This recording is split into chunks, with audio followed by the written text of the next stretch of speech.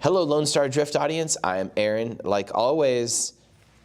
And you are? Joel Garcia. Full name? Where do you work? Drift HQ. What do you do? I film and many other jobs, but right now I currently only film. Okay, so the reason why we're interviewing him today is I love putting the media people in our channel. We've had a bunch of people through Texas, such as Cody Slack, Danny Puckett, Tyler Capper, and there's some other people that started filming at Lone Star Drift events, and then they eventually went on to professional work. Tyler works with Larry Chin. Yeah. Danny worked with RTR. Cody Slack works with everybody, but also BC Racing. Yeah. So he is currently on that path of becoming a big fancy person. He's doing lots of cool media projects. I'm sure you've seen it on Drift HQ channel. So why don't you run us through what it's like, how long you've been doing this, what it's like to be a media person. Is it a good life? Do you enjoy this? Do you go on cool trips? I don't know, tell us about it. Well, yeah. Start at the beginning. At the beginning. When you were born. When I was born. No, don't. Drift Week 5 would like to thank these amazing sponsors, including BC Racing Custom Coilovers that have been with us from the beginning, the most supportive coilover company in the United States, ECU Master USA, who is also on this trip and has been supporting these trips from the beginning, NK Wheels, who we absolutely love, and always I run RPF1, so thank you guys. Drift HQ, that brings the support van. We could not do this without you guys.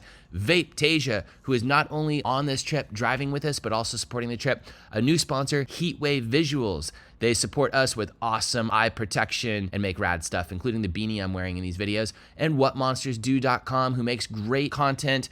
They support Lone Star Drift. They support our Japan content. You can go and use the Ebisu discount code on their website for a percentage off. Let's get back to the content. All right, so 1993, no. So pretty much, I got thrown into this world. Like, it was from skateboarding. Like, you know, like I was filming skateboarding with my friends, like on weekends and shit. Just, am I allowed to curse? I don't care. Okay. Well, yeah, weekends and stuff, just filming skateboarding, just not having a care in the world and all that. And then eventually, you know, my love for cars eventually started like showing once I actually got a license and all that. My friends started getting cars. I didn't really get a car until I was like 18, 19. So I really didn't get anything cool yet until I discovered, you know, the Superior Chassis E36. It was my first car. I think you mean S14, but keep going. That's back then Superior Chassis. It's all done. But yeah, S chassis are good, but E36. Keep talking. I'm pretty sure you can agree. No, they're both good. You have a whole video saying how good an E36 is. I don't think I've ever made that. Yes, you do. S14's better. No, you literally have a whole video. Go back to filming. But anyways, so we just started, you know, filming and doing all that stuff, like filming each other, having fun, and then eventually it just took me to the car scene. People got cars. I wanted to film their cars. Like, you know, it's like, wow, you just got this super cool metal box on wheels that like I've seen in like video games only. And then eventually I end up getting my own car, and I'm like, I want to film my own car. Cool. I want to do cool things to my car, customize it, film things on it. And then somewhere in between skateboarding and driving, I found drifting. I had no idea what the heck drifting was until my buddy took me for a donut, like just in a Publix parking lot. And I'm like, what the heck is this feeling? Why is the rear like spinning, and why is there tire smoke everywhere? I had no idea what the heck drifting was. Then eventually I wanted to find out more and more about it. And we ended up just street drifting, like, you know, just watching videos, street drifting, all that. I had no idea what the competition or what Formula Drift was until like one day I actually interned for them. I interned in Formula Drift Miami, and they just handed me a camera and like, here, film. And I'm like, all right, cool. So I saw like all these drivers and stuff. I had no idea who Chelsea D'Onofrio was. I had no idea who Matt Kaufman, S13, right? Yeah, he was there. Like, I was like, wow, that car's super sick. There's a V8 in a Japanese car. Like, this is crazy. Like, why do you have so much power inside of this car? Like, I was used to SRs and like KAs and all that. And that's where I really saw drifting for what it was. Like, on the track, I was like, what was the street stuff I was doing? I wasn't really into the whole culture and all that. And then from there, I want to see more. You know, Facebook, you start connecting with people and all that. You see people with drift and all that. And I was like, wow, this guy's really cool. I saw Duarte through Facebook. We were Facebook friends for a while. I'd buy parts off of him. He's like, hey, you should come out to the track one day. Obviously, I bring out my camera. That's what I do. I film things. So from there, I just met Duarte, met all his crew, met like, back then Drift HQ was his shop. He would go like, you know, just build cars for people and all that. And then from there, like, I started filming some things. I made a barter with Duarte, like, hey, look, like, you know, I'll do some media for you if you hook it up on a cage. Like, I paid for material. And then from then on, he was like, oh, it didn't really like equal out, but like I hooked you up anyways. And I'm like, he's like, oh, you'll pay it back eventually. And that's where everything just started from there. From there, I got a phone call from Duarte. We were Facebook friends for a while, and like we kept up like, you know, communication and all that. And then he was like, hey, like let's revamp Drift HQ. I'm like, all right, cool. Like, he's like, oh, we got to do something online, like a web store or something. And I'm like, all right, cool. It's like, I want you to do the media. I want you to set up the website, do something. Well, it started off really small. I had no idea what this was growing into and like where I would be or anything. Like, yeah, I've shot in the past like skateboarding and stuff and like luxury things and like cars and exotics, and like it was like a different world. It was like, yeah, I was freelance, but now it's like I got to focus on like only drifting and learn everything. Eat, sleep, and what was it?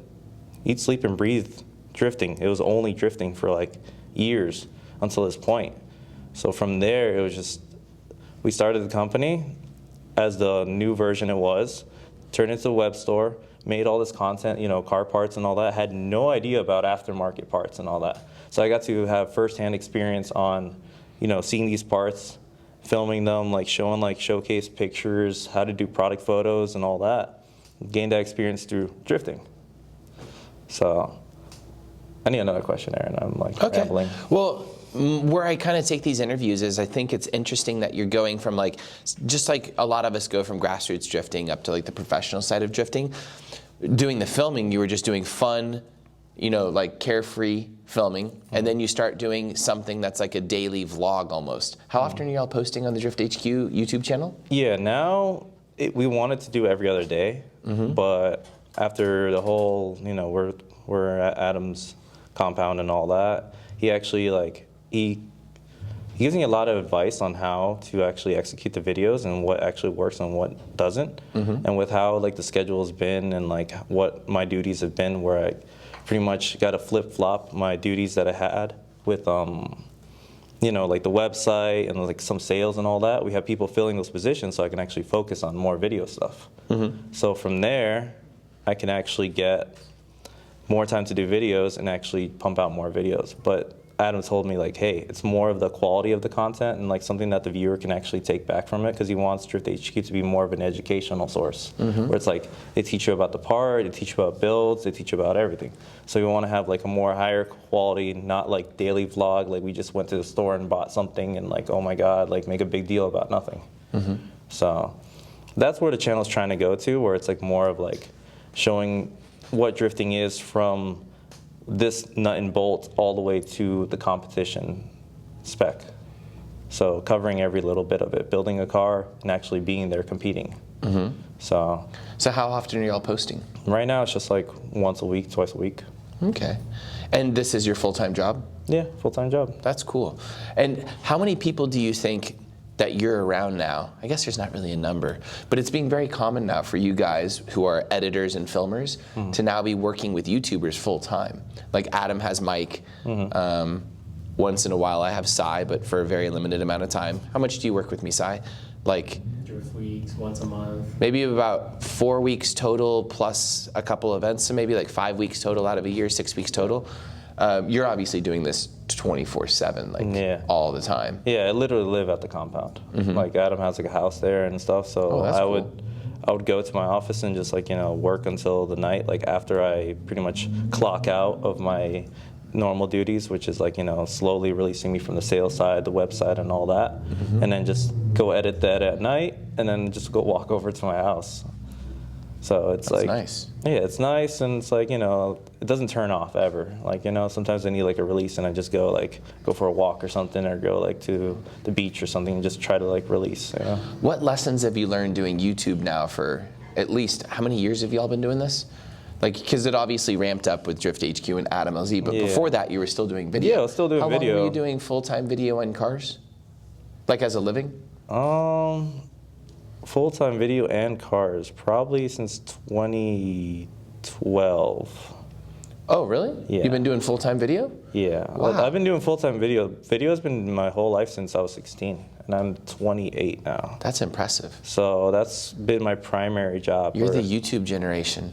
Yeah. This is crazy. It was funny that every time like I wanted to do video stuff, like I've been shooting video stuff like probably since I was like 14, like maybe just like I got my first camera and I was filming skateboarding and stuff, and I'm like, Mom, look, I'm gonna eventually make like a living for myself with this thing. Like I'm gonna like film things and people are gonna pay me. And she's like, oh no, that's just a hobby. You need to find a real job. And so far, I've only filmed stuff from the age of like 20 to now. Mm-hmm. Like that's been like my main job. Like before that was like freelance, like once in a while, like, hey, can you film this video? And then people would pay me and I'd make a video. As simple as that, just freelance. And then from 20 to now, it's been full time. So for new people, how would they get into it?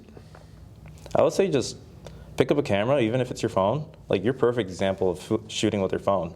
Like I always see you like just pull out your phone and then you're talking to it, or like filming that, giving them the viewers context of what's going on if it was filmed halfway through, and just make watchable content. Like if it's something that like I haven't got that part yet. No. Just make something that like if it's something that's you're experiencing, you want others to experience, you got to make a clear picture. Like always view your viewers as like they don't know anything. Like I don't want to call them dumb, but like they just don't know what's going on. So you got to give them like the foundation of like this happened, this happened, this happened, and this is the result of it. Mm-hmm. So just create like a narrative of some sort. That's like what people really like now with vlogs. But back then it was like, you remember like the era where it was like montages, mm-hmm. where it's just like really cool videos with really cool song, and then that was it. I talked about that a lot in a previous interview about how I thought people wanted a certain type of video, and I didn't even realize the vlog was a thing forever, or that people cared. And I was making little like montage videos mm-hmm. and things like that. And you know, obviously that isn't what the YouTube algorithm wanted. Yeah. And you just weren't providing what people wanted, and you completely missed the market. It's funny. Yeah, I think I'm just like, well, I think I saw that video where you're talking about that. Well, now like vlogs have taken over. That's like mm-hmm. the thing to do. Like people want some sort of character. They want somebody's life, so that way they can either relate to it, watch it as entertainment, something that they can obtain, or something that they want to work towards. Mm-hmm. They just have that, you know, that life to look at. Like, oh, look, this character's really cool. Like, he's a cool guy. Like, he's doing whatever. I want to do that. Or like, wow, that's insane. I wish I could do that. It's just like that portal into somebody else's life that you get to watch. Mm-hmm. Versus like, you know, like it's crazy to think that, because we're in it right now. We're doing it. This is our lives. We go drifting. We go do that. We take 2 weeks off of work if we have work. You know, this is still work. This is work. But a lot of people here took 2 weeks off just so they can do what they love, which is drifting. So, like, think about it. A normal person that does the 9 to 5 can't do that, like, a lot. Not in the same way, no.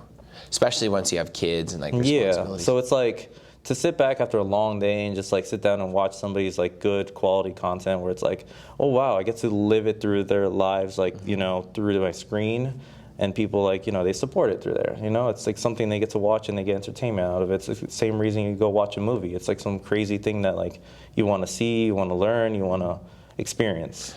So what's the reality of one of your videos? How long does it take to shoot, edit, post, and thumbnail, and like everything? When it comes Can I have a drink? Interruption. Yeah, can you give me a drink too, please? Yeah. Drinks. Same as Aaron. I'm just having iced tea. Yeah, that works. Cool. Thank you. Yeah, so what's the reality of a video? Because like to jump in front of you, yeah. Some of my videos are pretty easy. Like these interviews, they take an hour to film, and then they take, you know, a couple hours to put together, and you know, it's actually harder to upload some of the stuff sometimes. Hopefully Sai, you know, chops up all the ifs and buts, and you know, no, he's just raw. Okay. And then some of my videos, like my Japan content, or even the first Drift Week content, I would collect all my footage, mm-hmm. like all of Adam's footage and everybody on Drift Week 1. So I have 10 people's worth of footage. I tried to run GoPros on everyone, which was a disaster because they were all blown the first, like the second Drift Week. The first one was like you guys, like more like, you know, as buddies executing the concept. The second one, you were like, yeah, I want footage from everyone. everybody. You were pumping out interviews like crazy. It was like all these YouTubers and all these extra people. But I was doing 6,000 pieces of media, bro, it was per insane, episode for the first 1 and 2, and it was completely uneditable. You know, like it was insane. It was literally insane. And I had to do it, so it was probably 40 hours of just data Well, first of all, it was 2 weeks of shooting, 40 hours of data management, and then another couple hundred hours of editing, and I got 7 episodes out of it. You're like, just like blow your brains out. That's why we don't do the same type of content from Drift Week 1, because I would need a specific team to do it. It's, you know how hard it is, it's crazy. So, and it wouldn't be so crazy if I wasn't hosting the event. We could do it in a more controlled way. But when you have 300 hours of video, you know, like files, it's just, it's massive. So what is your channel? And I try to do a happy medium of all that throughout my channel, but lately it's been a lot of interviews since the baby. So what is your typical workload like? Yeah, so right now, currently, like at the shop and all that, we have our shop builds. Like we are currently working on the C4 Corvette with the Bjork body kit. So I met Bjork through Instagram, and I always was a fan of his car. And I had the crazy idea of making the body kit here and having, like, you know, like selling it, like make him some money, make us some money, and a lot of cool wide body C4. Like, I wouldn't say cool, like I think it's freaking cool, but a lot of people, it's very like, you know, they gotta, it's their perspective on it. Because some people are like, oh my God, you ruined a C4 Corvette, and we're over here making it wide body, super sick, super wide wheels, and now we're putting an RB25 in it. And it's a whole build series. It's a full thing, putting a RB25 in a C4 Corvette from 1986. So how much shooting and editing and everything is that? I literally just hang out with Chris and Cricket all day. Really? Like when it comes to that, when they're actually wrenching on the car and like that's their set date to like, you know, like, hey, we're gonna do this big thing, I make sure to get enough context to actually like make sense, you know? Where it's like, you know, like they're working on the, putting the engine in, like that's a big deal. Like, you know, they're putting the mounts and all that custom stuff. That's a big deal. Like, oh my God, we just fitted the RB25 in there. That's a video on its own. That's one episode. Like, you know, they made the mounts. It was enough to actually show like welding, how they measured it and how it sat there, how many times they pulled the engine out.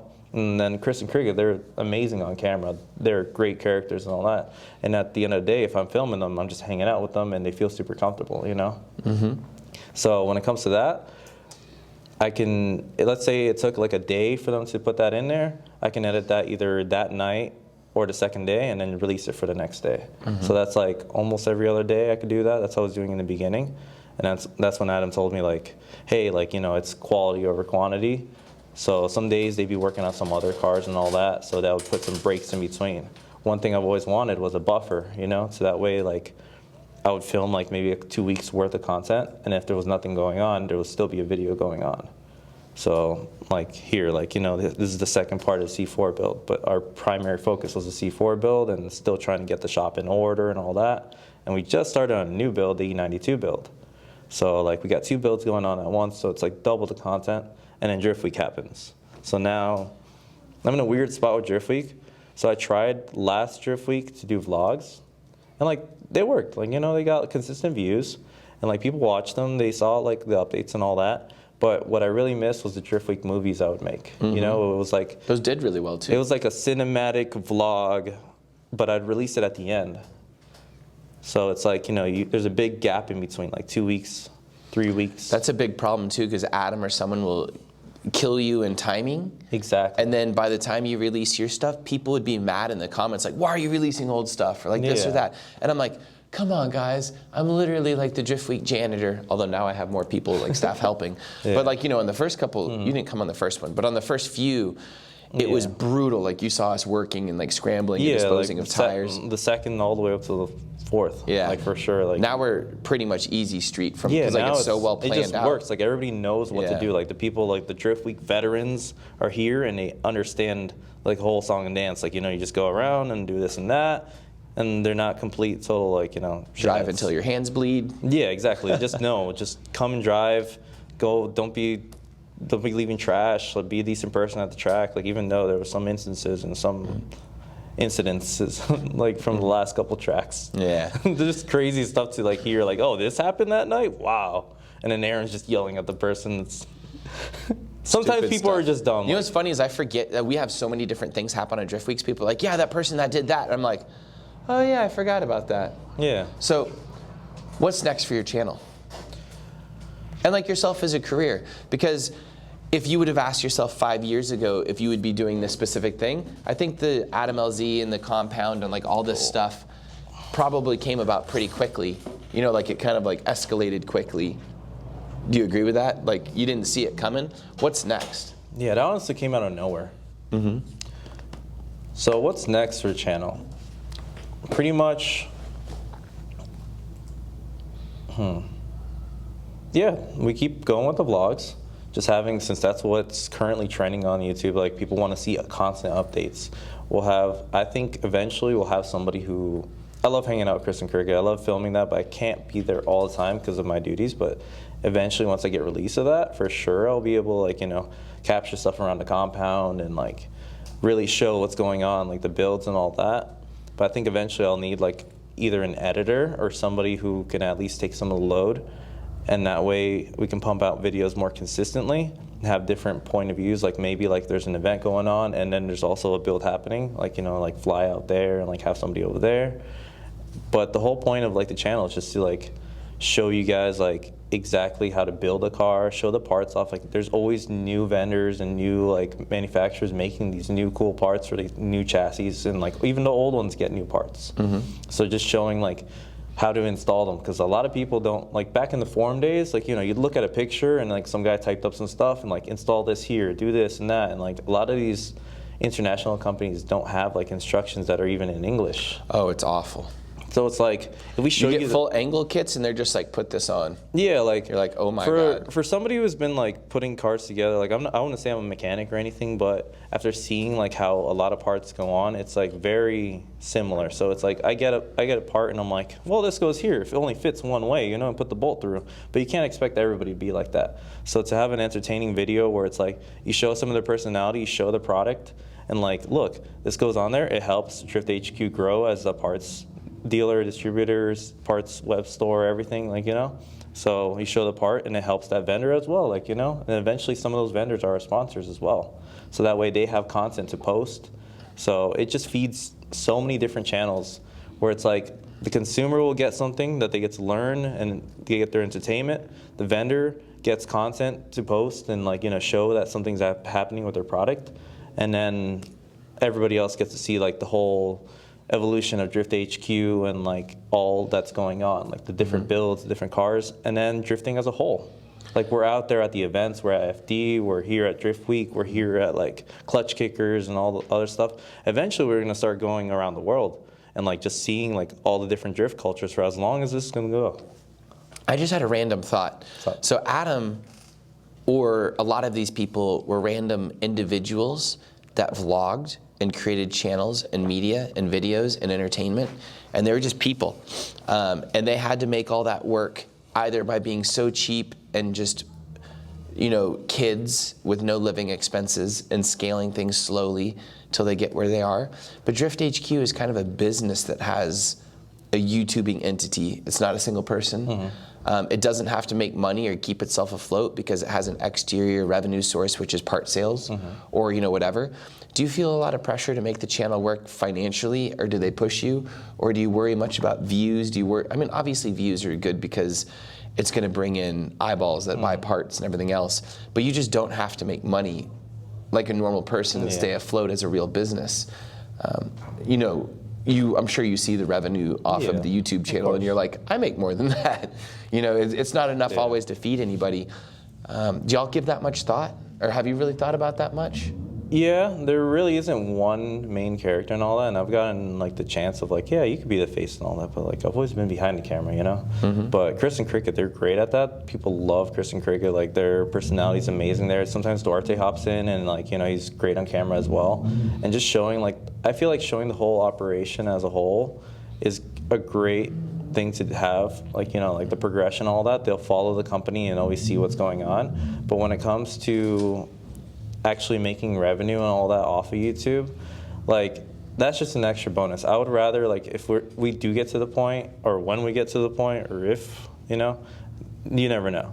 But when we get to that point, if there's something in the account and all that, I'd want to feed it back into the YouTube to make like, you know, like help with that build, or like do that one-off build that somebody commented and said something, so we can give them what they want. Like, you can say that because you're getting a Drift HQ paycheck. You know what I mean? Like, you're getting paid by Drift HQ as an employee, correct? Yeah. Yeah, I was gonna say, if you're a starving YouTuber, you're just like, I need that money. Yeah, like I need living expenses. Lone Star Drift still has never made a profit on YouTube. no, you just feed it right back.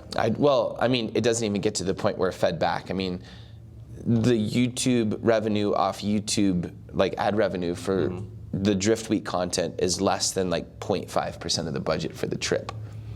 You know, it's very small because the trip is so crazy expensive. Yeah, of course. So, and then someone like Adam, he probably has merch sales and all those other things. Yeah. But I would imagine even at his scale, the YouTube ad revenue doesn't pay for the content that he's doing. Yeah, it has to be like, you know, all different channels and all that.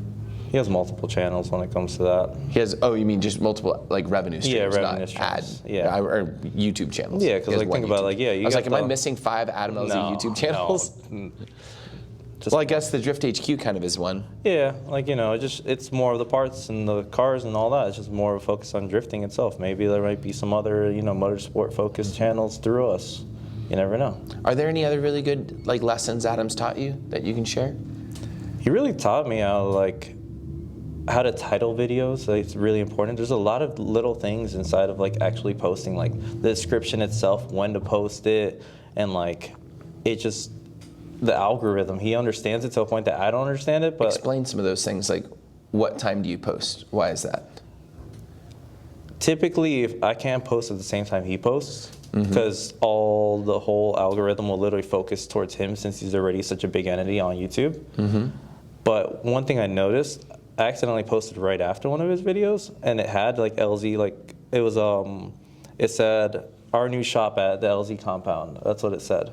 So I think that took that video and made this one like a part 2 because it showed up at the up next, and that video did very well without nobody sharing it or anything. Interesting. So like the algorithm's really weird, but like I feel like Adam doing it for like 10 years, he really understands what works and what doesn't. So he's guided me on like titles and stuff. Like don't use the same words that you use in a thumbnail as a title thumbnail. Like, Oh God, why not? I don't know. I've done that. Exactly. I do that all the time. I don't know. I just don't understand. But he tells me, hey, don't do that. Like, do something different. And I'm like, Keep teaching me. What else? I don't know, man. I don't know if Adam's going to be cool about this. This is secrets. Oh, then don't tell us. I'm going to give you that little one. All right, just that one. Just that little one. Well, I'm just like listening. I'm like, oh God, I do that. That's like mistake 101. Bro, like I'm telling you, like the things that you think would work, they aren't. Really? The way, yeah. Well, I'm just not creative. I'm just like, you're up at 1 a.m. Yeah, your making a brain's, thumbnail, like, and you're just halfway, like, working. same thing as the title. Yeah. Oh. I don't know. It's just such weird stuff. Like thumbnails they have to be catchy and all that. Like I've had a lot of videos where like I'm like, how did that video do good? You know? But Yeah, I have no idea. yeah, it's weird, dude. Right now, this is funny. I just released a video this morning. You know how it like shows a number? Yeah, the ranking Luke of it. Fink video, which is just like us sitting next to a Corvette talking. That one was doing, I think it was second in the channel, and this one's fourth. Sorry guys, you can't see this. But basically all I'm showing is like, you would think that Adam drifting with LZ party and all that stuff in the title would do better, but the interview with Luke Fink with just like a static picture in front of a car did better. Yeah. I don't know how the Luke internet Fink, works. I don't know. People, you got his Australian, like following. Yeah, but Luke Fink is a much smaller audience than Adam. And Luke Fink was in the Adam LZ video. Maybe it's because Adam LZ posted that yesterday. Yeah. And then people are like, nah. Yeah, they don't want to see another one, Like I grew up like watching a lot of like stance videos, like I would watch like the events that I didn't go to, like H2OI. There's stance videos? Yeah. Like Oh, yeah, I guess like, that makes sense. Yeah, like Which videos is a stance video? The what? What is it? Well, ours are like as a joke. No, my video, like my personal one. Oh, he does stance videos? Yeah. Sai has a YouTube channel? Sai does YouTube? No I didn't know way. that. I had no idea. Yeah, neither did I. I thought Sai's Over just 100,000 views. wow. I don't know anything about this stuff. But yeah, like stance videos, like I would watch other people's videos just so I would see like something else in that event. Like, like they would meet up and there'd be some crazy, like they'd be doing burnouts and stuff in the street with all these like stance cambered cars. And I'm like, all right, that person made a sick after movie. This person made a sick after movie. I'd watch like 10 after movies because they'd be entertaining. But I wouldn't watch 10 vlogs though. Like, I wouldn't watch 10 vlogs about the same thing, because then it's like, You've already it's seen repetitive. So I used to hang out with Taylor and Adam at the same time, like in Japan. They'd get into arguments. Because one person would like stay up later and get a video out on purpose and not tell. Oh, I probably shouldn't tell this stuff. But you see the stuff behind the scenes, and they would, I can't now. I don't know if I should. Anyways, one person would get a vlog out first, and then the other person would be like, "What? Like, I didn't know you did that last night. Like, we all went out to dinner. We got back late. I thought like there's a gentleman's agreement to not poach the other person's like content." Right. I laughed. It's like, you're putting something out there before like he does, and like maybe it was his clip or something, or like something that he wanted to like show at a certain time. But I feel like it's just like catching the wave and then like, going with it. Because like, sometimes you get picked up by that wave and you're just going and going, and like your video just does so well. But I don't know. I just had a realization too. Adam comes up in a lot of conversations, maybe because we're just around him on the trip right now. Isn't that interesting that like a lot of drifting right now has Adam involved in the conversation? That's kind of crazy. It's because he's one of the bigger dudes doing a lot of like content stuff, so we're constantly watching it, because there's a lot of good idea. There's a lot of dudes like doing super rad builds, but like I don't really scroll on Instagram enough to see their picture post. I don't see them on YouTube because I'm constantly making my own YouTube stuff. He does force his way into our psyche. Yeah, because he's like, that's interesting. We're around him a lot, and then he's consistent. So, but like, I mean, we're not talking about RTR stuff. We're not talking about Papadakis like builds. Yeah. We just don't talk about this stuff, I don't think, that because often. we don't really follow it, because we're busy with our own stuff. But the Papadakis channel rips. But do you have time to watch it? I don't watch a lot of YouTube content. Okay. I'm one of those people that just goes there for like... And post it. Like, here, I'm done with my own stuff. Not just that. I go for like how-to videos when I need stuff done. Okay. And then I also do...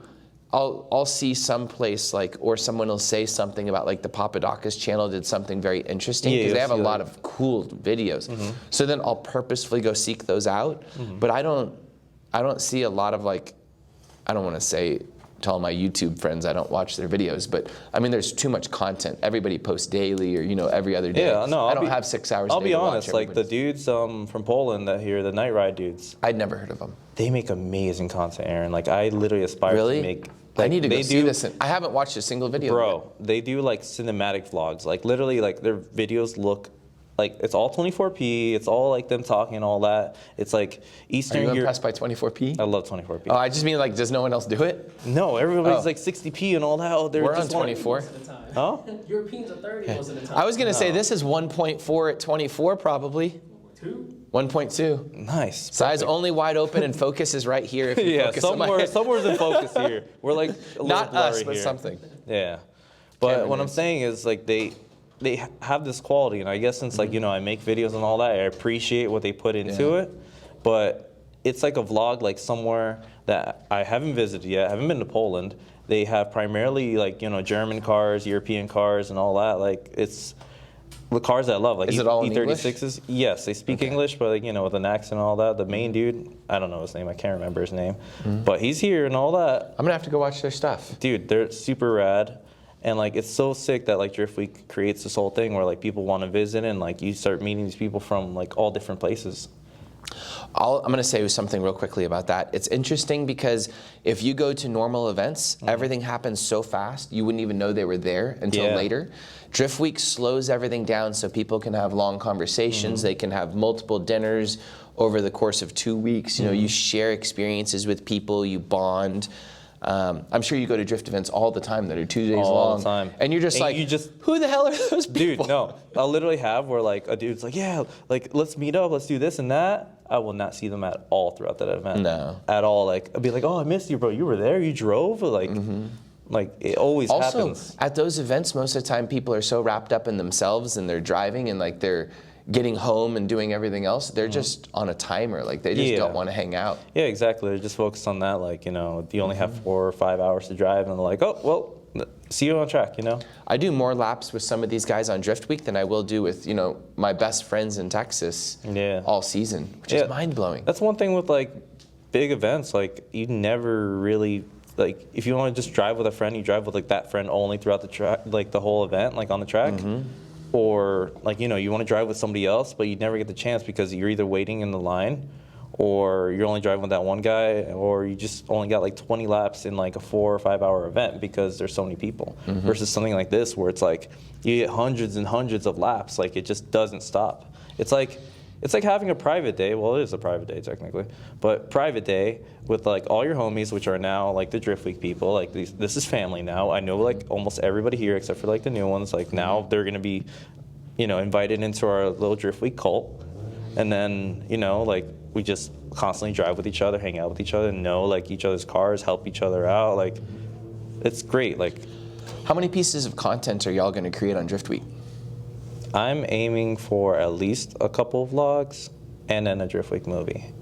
Okay. So all the cinematic nonsense that I'd be filming and all that, that's probably not going to do as well as the vlog stuff. It's still going to come out.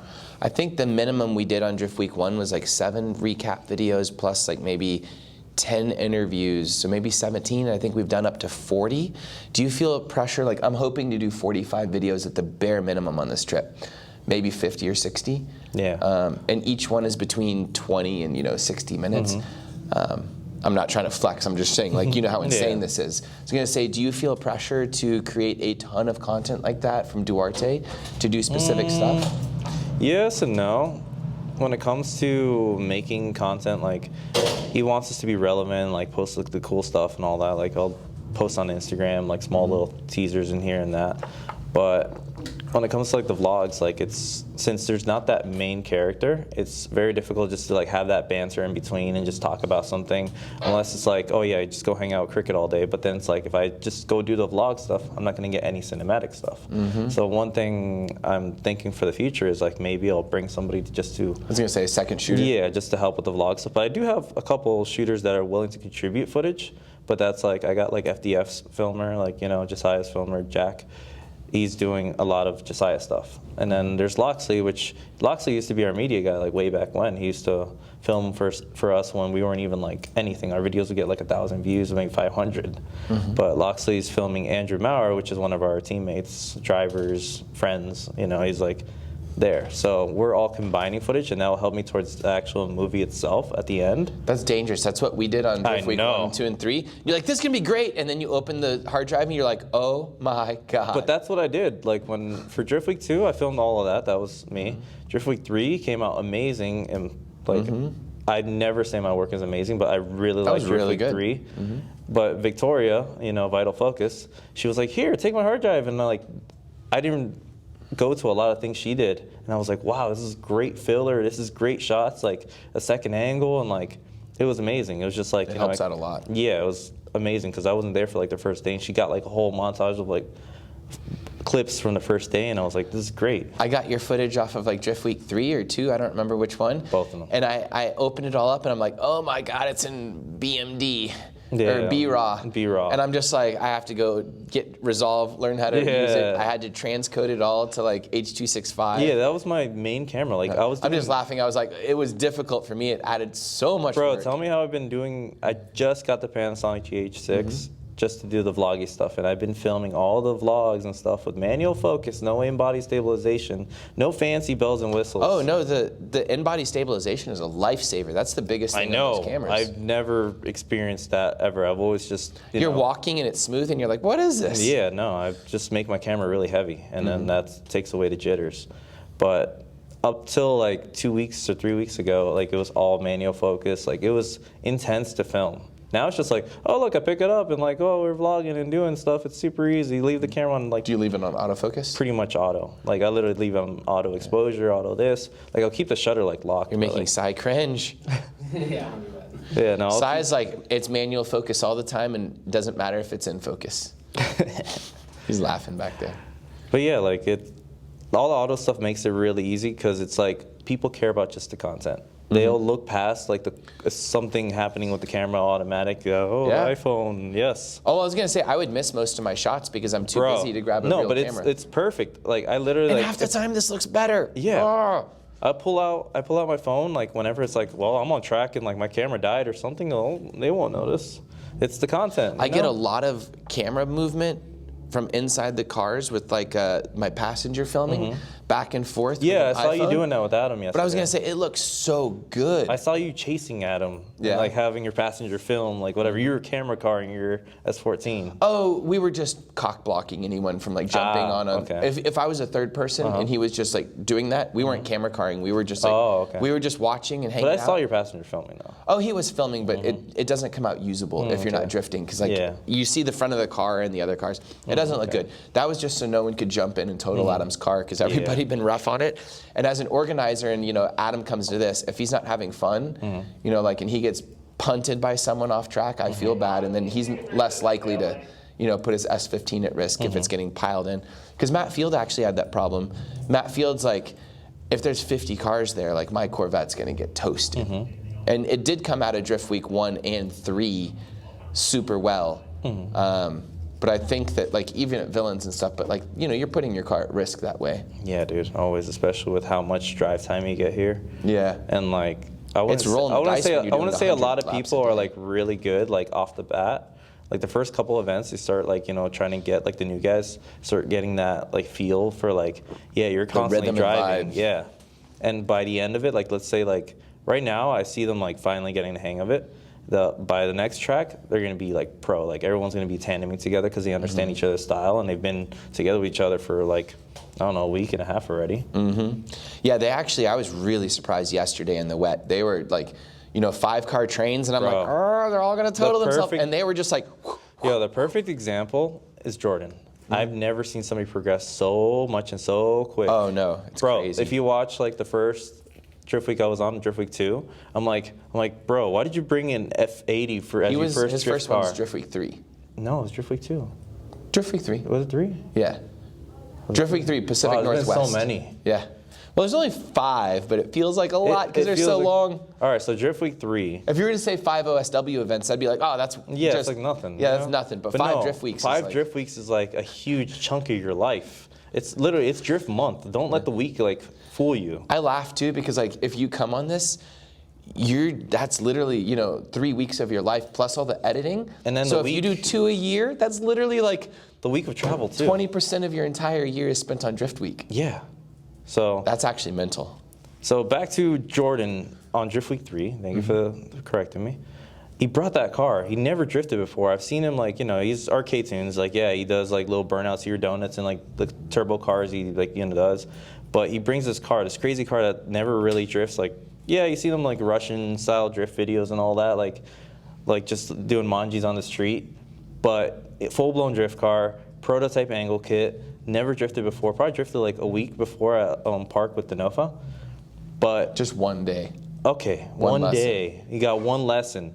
And then now, having him take me for a ride along on a wet, icy track at the top of third gear, hucking it into some barrier made out of like old tires and stuff. We're like past lock and a half. I'm like, dude, this guy didn't know how to drive like a year ago. And he's aggressive now. Yeah, it's no insane. Fear. It's insane. So like Drift Week literally makes these insane drivers because you're just getting a... He's also so addicted. This is only his 3rd Drift Week, and he's already building or already has 2 dedicated Drift Week only cars. Yeah, he was building an F20, F22, the M240i. He was building some crazy car for this event, but it was too crazy of a car.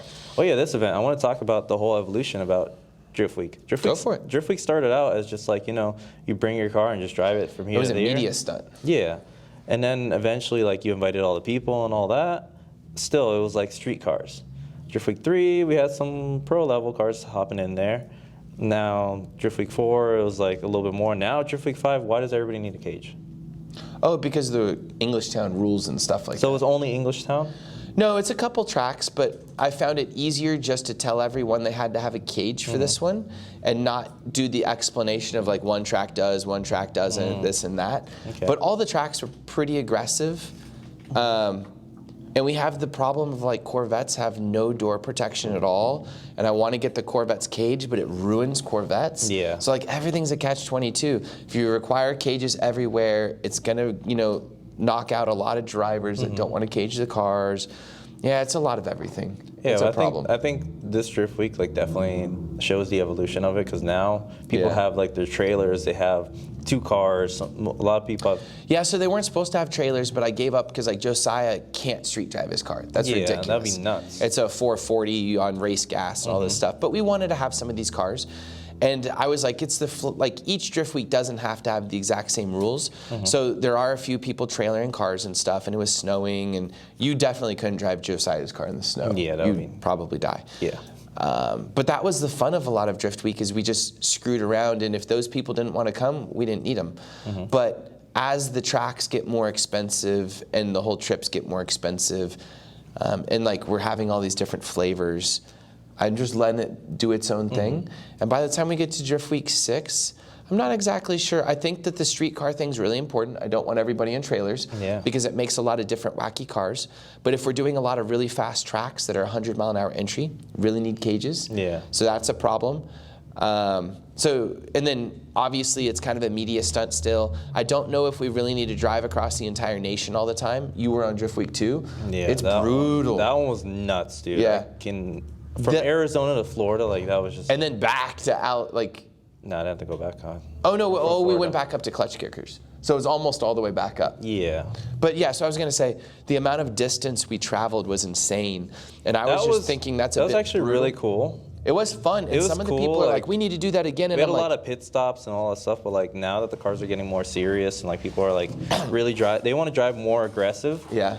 Rather than take like these long trips and all that. Well, I was gonna say there's logistical problems too. If the trip really needs to be in a circle, so that we can all get our trailers and go home at the end and like unload stuff. Yeah, that trip where you literally if you go from East Coast to West Coast, there was people having to go back all the way to the other coast to get their stuff. Yeah, it was freaking nuts. Yeah, or just plan out accordingly where they just shipped their stuff out and didn't take a truck and trailer so they could go home at the end. Yeah, so I don't know. Like, you know, Drift Week is whatever I make it because it's all made up, and I oftentimes don't know what direction I should go or what's the most important. And with things like that, like we went from everything was a 1 day at a track to we started doing 2 days, because you get to some places and you're like, it would have been a crime not to do 2 days at NOLA. Yeah, exactly. Or, you know, whatever it is. So I really like the 2 day thing. Like here, there was no reason why we should have left here after 1 day. It's too relaxed and too chill, and like it makes the event that much better.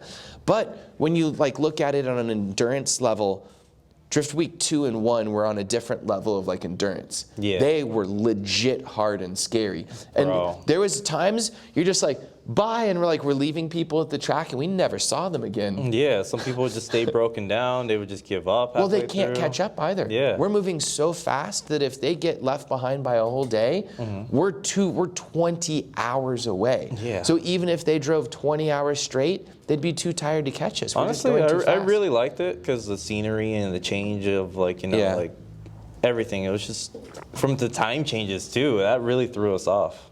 Like. And then from losing an hour every day. Losing an hour, like traveling from Arizona to Texas, and then from Texas to Louisiana. Arizona is almost West Coast. It's only a few hours. And then to Alabama, and then that one was intense, dude. Yeah, it was so cool though. Like all the different sceneries, like went from desert to like Texas, kind of green and like you know, nice weather, and then to Louisiana, and then to Alabama, and then to Florida. In Drift Week, I tried to kind of incorporate that, like in the color grading and the style and like how the videos looked and stuff. Kind of like, you know, Empire Strikes Back was like super white. And anyways, I was gonna say I tried to like do that where I really showcase like all the different locations and stuff. And now we're going so fast, I can't think about that stuff, you know? When I was editing, I'm adding in little sound effects of like when a car goes by, you hear like rocks coming up off the ground that I grabbed off of like my sound website. Dude. Yeah, I was adding all kinds of shit like that, dude. But dude, now it's just like, just put it out. Yeah, you gotta go so fast. They wanna watch it. I don't even watch a lot of the content because I can't. Bro, I don't even know who's dropping content right now. Like, yeah, I watched. Oh no, I mean on my own, my own channel. Oh, you literally what? You because just edit it and then I couldn't watch it all because I don't even watch my own videos. You're like editing some of it. No, sometimes you edit your own video and then you're like, oh, well, that looks good, and then just put it out there. So when in my early days of YouTubing and doing all my event recaps and stuff, I watched every video like 50 times, editing it, and then I would finish it and make myself watch it like 50 more times. And then I would have a list of things. I could have done that better. I could have done this and then I would re-edit it and then re-export it. And you remember 5 years ago, exporting was a big deal. Yeah. Now it's not. Like it used to melt your computer. Yeah. Now you just press export. And it's like 2 to 10 minutes. Yeah. Like, and then Oh man, I lost my train of thought. Oh yeah, so I was gonna say, but now we go so fast. There's often times where I edit something and I'm just like, that's probably good, and I have to go to bed because I have to have a life. Yeah. You know, I don't have another 50 minutes to watch this after, 50 minutes of editing and then 50 minutes of exporting and then go export it again after that, because that takes an entire day sometimes to play that game of exporting. Especially, I've done like or if you have render errors. Videos. Yeah, you know what's crazy is I don't get render errors anymore. Yeah, I haven't gotten. That's like not a thing. Knock on wood, I haven't really gotten anything. Oh, by the way, what do you edit on? Premiere. A PC? Mac. A MacBook? Yeah. Like an M1? No, I don't have one. An older one? I was trying to buy one like for this trip, but somebody convinced me to not do it. Oh no, they're ridiculously amazing. They're ridiculously expensive. They are. I literally bought. You have Drift HQ money. No, it doesn't work that way, Aaron. Yeah, have them buy you a laptop. You will literally be so much faster on that. I gotta first prove that I can be fast on the laptop that I have right now. Oh, are you not fast editor? Bro, I'm fast editor, but the thing is, it's just like I look too far into my videos where I had to that I still am at that point where I'm not like, hey, just get it out. I want to make it look good. Let's do a game super fast and end this out. So this little game is just for anyone that wants to edit video. This video has already gone on too long. Something I do, I edit in Final Cut. I do not have rendering on in the background, so I do not have any type of scratch disk, which means there's no hard drive being filled in the background. And with a modern like M1 processor, or just a pretty modern processor, regardless of the file type, we shoot, export, and deal in H.265, so we really cut down on file size. That used to be a huge problem, but I can play everything in real time, edit in real time, color grade, do everything without having any type of scratch disk, rendering in the background, so I can see everything in a different file format. There's no proxy formats or anything, and we blast through footage now at any rate, in any file format. That's with the new Mac. Yeah, and it's insane. Yeah. I had like an i9 one last generation. That's still literally what I chugged a little have. bit, but it sounded like a jet taking off. Oh, every and time the fans are on, yeah. like you have to elevate it a little bit. I would have to elevate it. I'd have to do everything, Yeah. and sometimes I was worried the thing would literally melt the main board. Yeah, but with the they new do. processor, They do. No, I know. I had one do that. I've had, so I yes. worried. But now, never fans don't kick on. You don't have to elevate it. You can touch it. It's never even warm. So this is an Apple commercial now? No, I'm just saying. M1, really good. I was gonna say our editing format, we no longer It definitely have, changed for sure, where you don't have to do all those. Yeah, I just hurdles mean and like hoops. there's no hoops or anything anymore. Editing is no longer a bottleneck, and we can go as fast as we want. Yeah, just get it out there. And we don't back anything up. Everything's just on an external hard drive and then maybe on a card for a while. I used to have backups and stuff. I'm sure we'll lose something at some point, but it became, I tried to do RAID arrays. You always hear about everybody backing everything up. If it's not the most important client thing in the world, it's not possible to back things up. Just in two GoPros, my cards, and the hard drives this event was $1,700. You know what I mean? Like, you know how this stuff adds up. If I was properly backing up at the rate we go, I mean, we would spend thousands of dollars a year just in backup. Yep. And it's not possible. I literally save everything from Drift HQ. I have everything saved. I just buy those lacy 5 terabytes. Oh, no, I mean, we do have everything saved, but it's not backed up into another format. Oh, into another thing. Because you're supposed to have it in two locations on two types of media. Yeah, but the thing is, like, I just put it on there and it's safe, It's not. It's safe. No, it's It'll not. be fine. We've lost stuff. It'll be fine. Oh, so, and then I have like an iCloud 2 terabyte drive. I put all the finished files in there, and then they're all uploaded to the cloud, backed up, and I don't think about it. So that's kind of my workflow. And then it's not backed up anywhere better than that. I'm pretty fast. There's no big bottlenecks now. Cameras are amazing. iPhones are even better because as you shoot, it automatically backs up to the cloud. And then it's on your computer right even away? if you break your phone, it's no big deal. Yeah. Tell me a secret like that, because you obviously have a different exporting, editing path. You were in Resolve, right? DaVinci Resolve? No, Premiere. I thought you were. I could do Resolve. I thought you had to be for your B-RAW. No, it was Premiere's great. Okay. Yeah, Final Cut doesn't work with B-RAW. Yeah. Okay, so tell me your experience with all that real quick. Yeah, Let's so finish this out. I just dump the cards onto there. I have a big on my MacBook. I always make sure to have like 4 terabyte, 8 terabyte, like big MacBook. Drop it onto there. You have 4 8 terabyte in your internal drive? I have 4 terabyte, or I'm getting the 8 terabyte when they do get the M1. I don't even use like 256 gigs. I make sure to have the biggest whatever on board because I hate having things plugged in. Okay, that makes sense. If you have things plugged in, like, you're traveling, you might bump something, you might corrupt something. That's a good It's on point. my desktop. That probably saves money in the long run anyways, having external drives, even if you pay $2,000 for an internal drive. Sorry, exactly. I'm interrupting. Go. So I just dump everything onto the desktop. Like right now I have like the whole C4 build series that we haven't finished. It's literally sitting on my desktop. I have Drift Week all saved onto there, so that way I don't have any external drives or anything plugged into that, anything I could get bumped, especially in this trip where it's like, we're going from place to place. We're hopping into drift cars. We're hopping into trucks or whatever we got. And if I break a freaking USB-C or a drive or something, that whole day is gone. That's a good point. So I just keep it all on my desktop. It's safe. If the laptop breaks, you can still get that storage. You just plug it into another MacBook and then just like rip it off of there.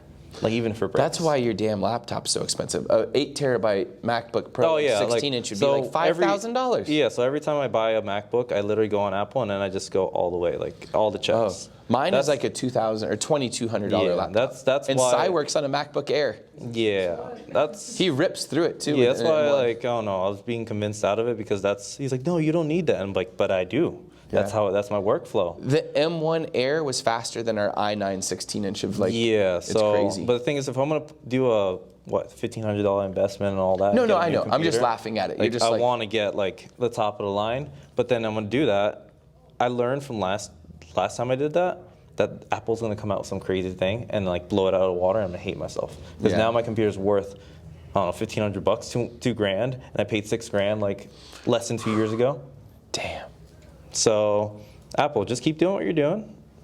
Are there any other workflow hacks that you have? Like you said, you autofocus, you do a lot of that stuff. Do you just put it in aperture priority and blast it at like the lowest? Oh yeah, okay, so with the if you want ND workflow filter? hacks, for sure, I always keep it on shutter priority. I don't care about the aperture, sorry, Sai. But whatever it is, I literally just keep it in shutter priority so that way the shutter is at least double the frame rate, So that way the motion blur is there. It's not too choppy. It's not too blurry. Just keep it there. ISO on auto whatever. Noise actually disappears when you upload it like in like H.264 or H.265 and onto YouTube. It starts making noise into like blur. So like if you see it on a computer that looks noisy, it won't look noisy on a cell phone screen that's like literally this big. I like noise anyways. You're not going to see it on that screen. So you're not shooting for big movies. You're not shooting for anything. If you really want to get it out, shoot in 1080. Your eyes cannot tell what the heck 1080 is versus 4K on a screen that's literally this big. I need that abusive file size that hurts me.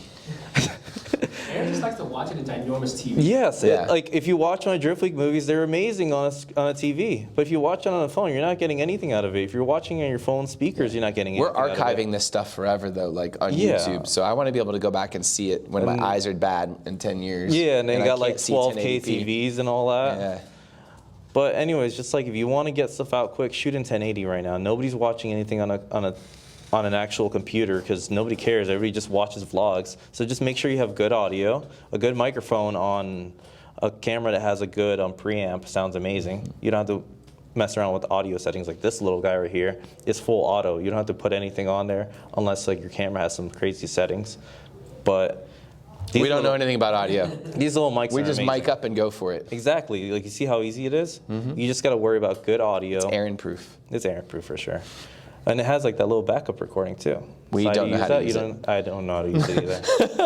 24 hours on board. 24 hours crazy. apparently it'll record. They'll record to themselves for 24 hours. Crazy. Yeah, I have the same microphones. I have no idea how to use all that extra stuff. But pretty much don't learn that extra stuff unless you really need it and just keep on chugging on, Yeah. Well, don't complicate your lives. All right, thank you so much. I hope you, that Aaron. Drift HQ and all that filming takes you to new heights and you get to do all kinds of crazy new stuff. Yeah, for I sure. hope you realize you're in like the forefront of drifting right now and you're getting to do so much amazing stuff that people are jealous about. I think it's so cool that we get to do all this nutso stuff.